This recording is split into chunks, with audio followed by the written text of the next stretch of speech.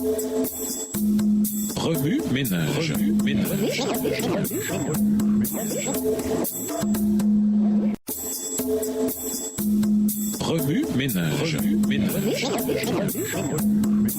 Bienvenue dans votre émission Remue ménage. Voilà la leçon de dimanche. Intérioriser les autres d'abord. La confiance implicite et totale d'Abraham en la providence divine a été déterminante dans ses relations avec son neveu Lot. Lorsque les bergers d'Abraham et ceux de Lot commencèrent à se quereller, le patriarche, grâce à sa grande confiance en Dieu, parla à Lot avec courtoisie et fit preuve d'une grande générosité en lui offrant de choisir le premier où il irait. Ce genre de générosité est l'expression concrète de la confiance, de la conviction que rien au monde ne pourra nous nuire lorsque Dieu nous soutient. Rien. Pas même lorsqu'on donne la meilleure part en faisant passer les autres en premier. Après tout, nous avons l'assurance que toute chose contribue au bien de ceux qui aiment Dieu, de ceux qu'il a appelés selon son dessein. Romains 8, le verset 28. Ainsi, si Dieu est pour nous, qui peut être contre nous? Au verset 11. Verset 31. Abraham avait l'assurance que sa richesse, s'il devait être riche un jour, viendrait tout compte fait de Dieu et non de décisions calculées prises à partir de la sagesse humaine limitée. En définitive, tout ce qui semble être rentable ne le sera pas forcément à la fin. Qui sait? Parfois, en appliquant les principes de Dieu et en laissant les autres prendre la meilleure part, comme l'a fait Abraham, il se peut que nous évitions la chose même qui détruirait notre famille et notre vie spirituelle. Abraham a été capable d'acquérir des biens matériels sans compromettre sa marche spirituelle et sa relation avec Dieu. Bien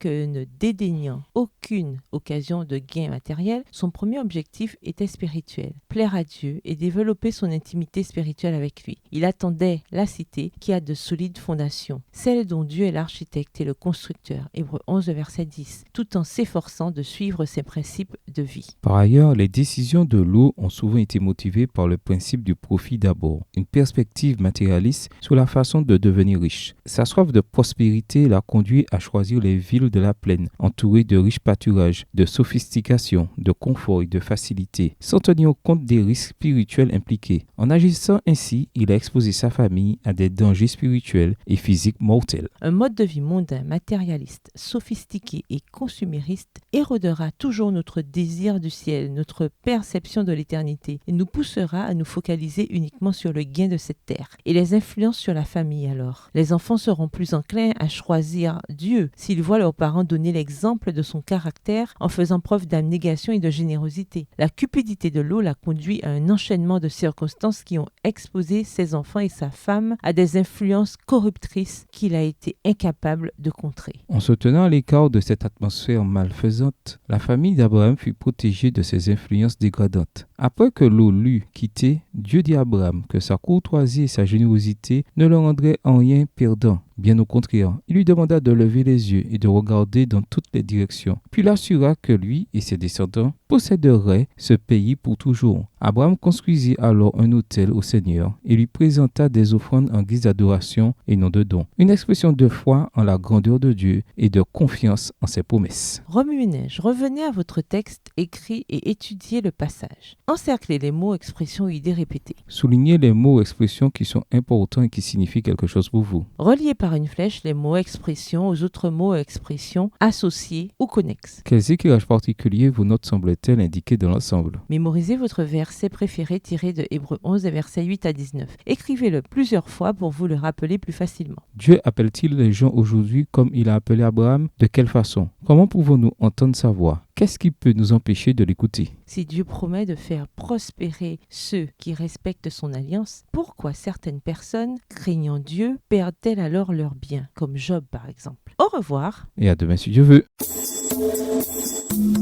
Remue ménage. Remue ménage.